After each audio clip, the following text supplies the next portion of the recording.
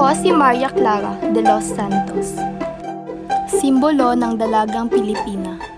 Ako ang nag-iisang anak ni Pia Alba at Kapitan Tiago, na siyang kilala ng marami dahil sa kayamanang taglay nito.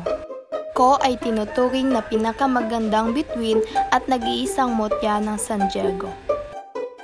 Ang babaeng sinisinta ng Maginoong si Crisostomo Ibarra. Ang lalaking tapat sa bayan, walang ibang hinangad kundi kabutihan lamang.